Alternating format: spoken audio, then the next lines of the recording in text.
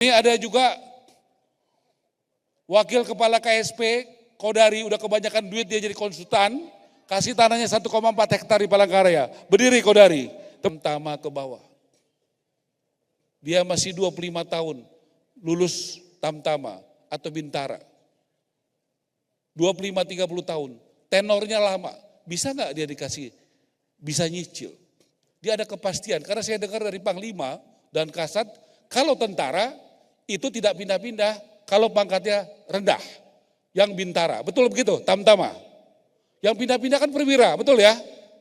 Nah, ya saya menggugah aja kepada pimpinan-pimpinan TNI, boleh nggak yang di luar yang strategis, yang buat kepentingan pertahanan keamanan, sebagian tanah TNI diberikan kepada prajurit TNI yang berpangkat rendah. Dengan begitu, dia sudah punya jaminan tanah dan dia sudah bisa punya jaminan dari slip gaji dia. Kepolisian. Kalau kepolisian perwira pasti udah lumayan lah dari segi ekonomi, betul nggak? Betul nggak? Tapi kan kalau yang bintara-bintara itu kan masih bokeh-bokeh juga, betul nggak? Ini kalau tanah-tanah dari kepolisian yang baru pendidikan Tamtama itu selesai, masih 30 tahun, potong gaji. Asal Kapolri dan jajarannya mau jadi barang ini, semua polisi yang pangkatnya rendah punya rumah segera.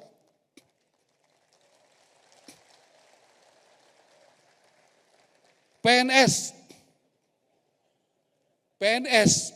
yang masih kere banyak nggak? Kalau yang di sini saya lihat nggak ada yang kere-kere lagi. Betul nggak, Pak Tito, ya kan? Menpan RB.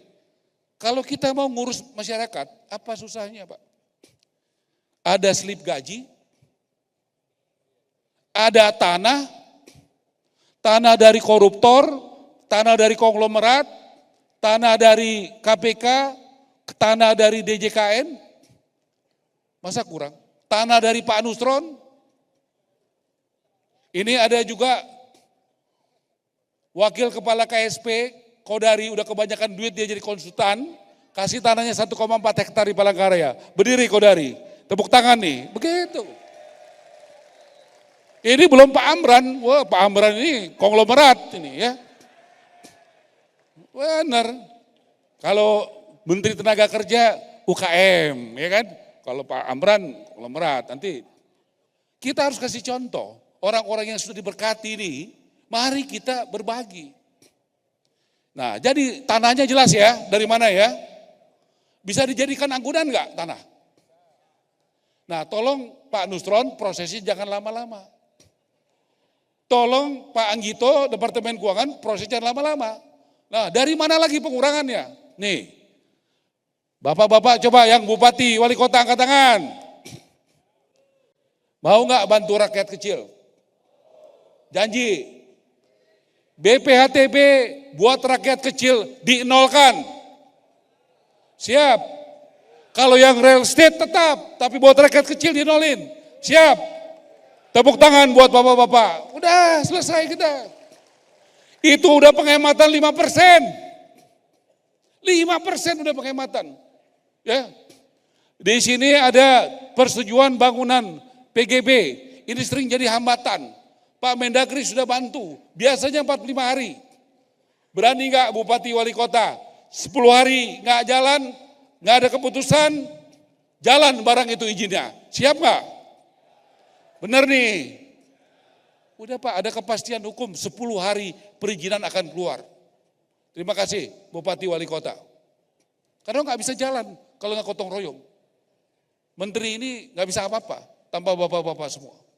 Ini saya kasih tahu tadi, Pemda dan Mendagri. Penyerdanaan persyaratan, ini pekerjaan bersama Pak. Komponen biaya kurang lebih 30-40%. Kalau itu dari tanah koruptor, tanah dari Pemda, tanah dari Pak Nusron, tanah dari DJKN. Artinya tanah itu 30% dari komponen rumah berkurang. Boleh nggak kita bekerja sama bergotong royong? Di masa kita menjadi bupati, di masa kita jadi wali kota, di masa kita jadi dandim, danrem, pangdam, di masa kita jadi PJ. Di situ kita buat sejarah, menurunkan harga rumah buat rakyat Indonesia.